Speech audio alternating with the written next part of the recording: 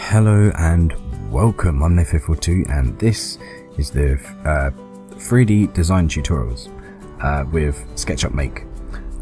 So yeah, this time I'm just going to show you a little thing which I should have showed you before we put the holes in, I suppose, and that is if you select the hole, you can right click and then go to make component, and then you can call it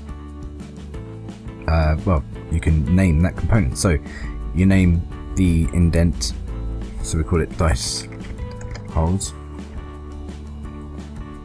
and then you just want to click create, and that has created that into a component. So that is now possibly one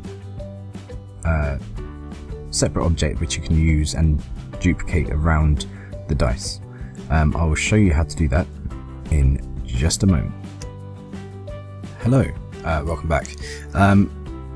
Okay, so I had to make a little bit of a rearrangement because the way that I'd done this meant that if I selected with that drag tool like that, it would also select the faces behind it. So if there was faces behind this one, it would also select them when I do that and then go to components. So what you can do is you can just click on that, hold control and then select the line, the middle bit and the top line, and then right click, make component, and then that would also create that as a component.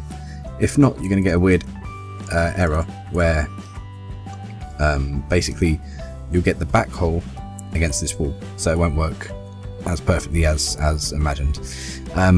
But if you have done it without putting the other holes in, you can just go over to, oh, I didn't show you how to do this part actually.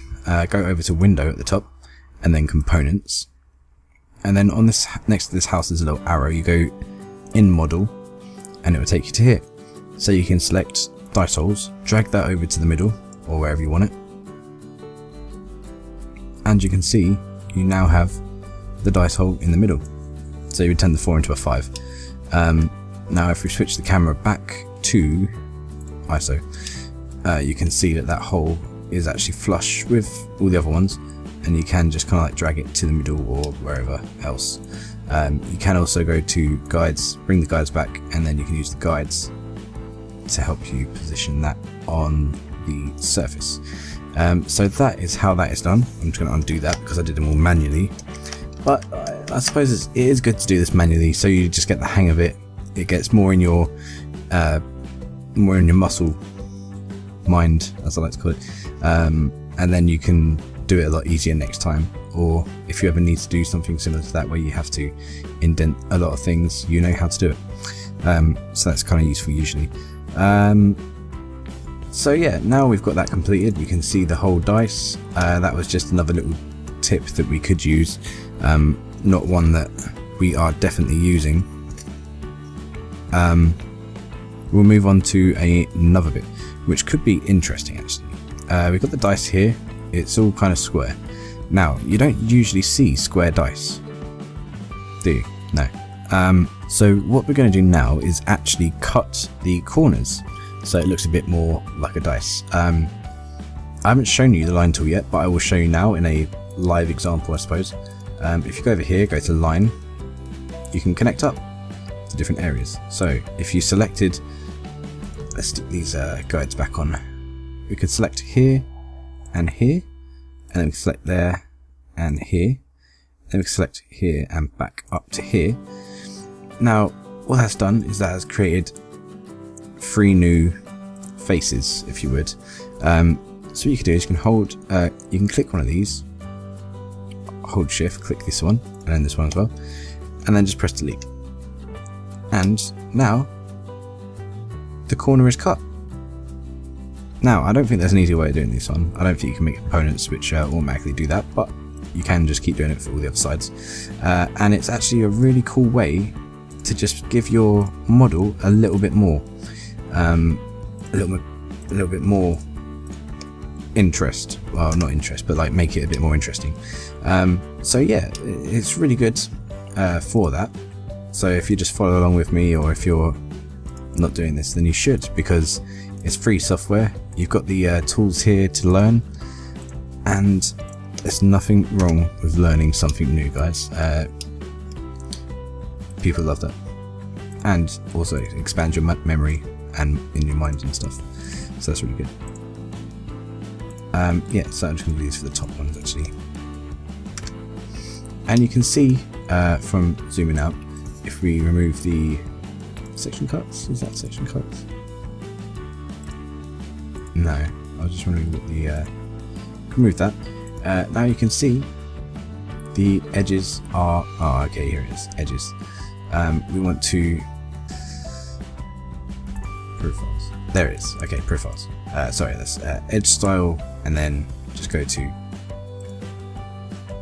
well, edges, and also profiles. And now they should see that as an object. So yeah, it's kind of useful to have it on, I suppose.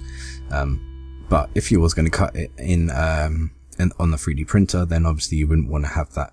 And also you'd want to have it hollowed out, I think, as well, if you're going to print it from the 3D printer, because otherwise it'd be, well, it'd use a lot more plastic, especially being a meter big. I mean, obviously you're not going to print a meter sized dice from, well, anyone in their right mind wouldn't print a meter sized dice unless they were doing like some kind of exhibition of dice, or they accidentally pressed the wrong button.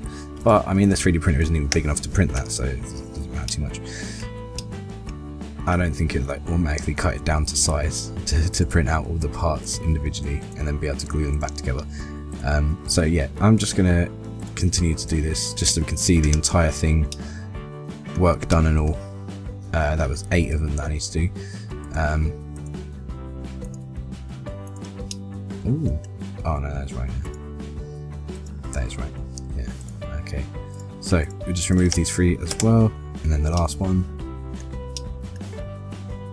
If I find out later that there is an easier way to do this, then, or if you know, maybe you're a step ahead of me and you're just finding someone to abuse on the internet, then definitely do, and let me know how it's really done.